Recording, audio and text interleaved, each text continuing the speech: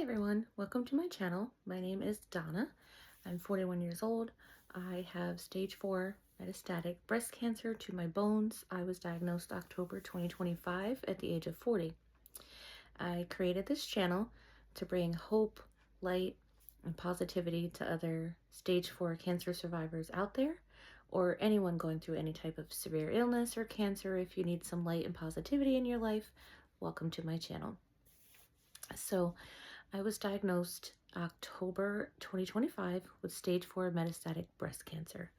I had some minor symptoms leading up to the initial diagnosis. Long story short, I went through some scans back in February, and the facility I went to told me I just had a cyst and to return in 6 months for an ultrasound. I went back for that ultrasound and was told that it was still a cyst, and they did refer me to a breast specialist to have this cyst looked at. So once I saw this breast specialist, he immediately knew just by examining me that this was breast cancer. He basically told me before he even did any imaging that I had breast cancer, that the appearance of my breast basically looked like it was breast cancer.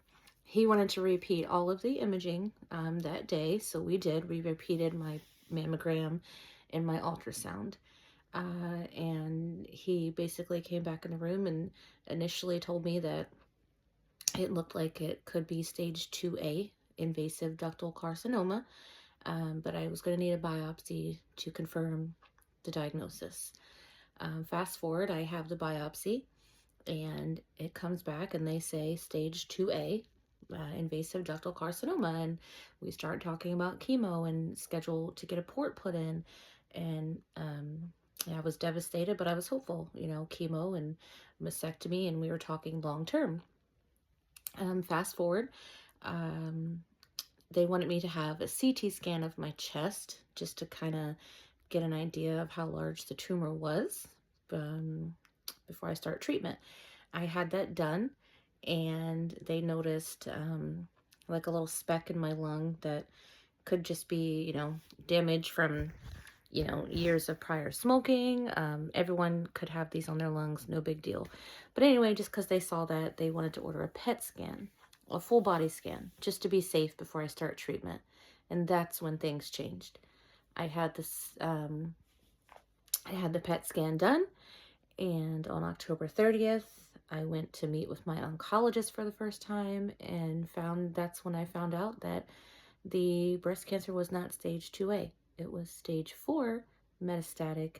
It had spread outside the breast, and it had spread to my bones.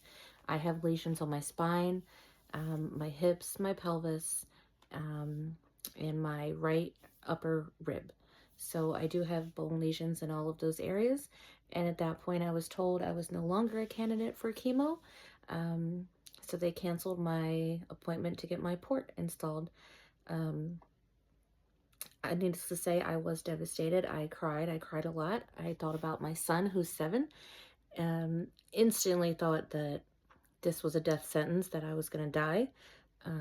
I just went through my mom passing away 5 years ago this year of pancreatic cancer.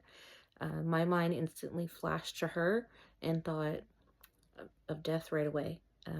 That's where my mind went. I'm just being honest with you. I thought death, I'm going to die. I'm going to die in 6 months like my mom did. I have no chance. So my mind went to a really negative place.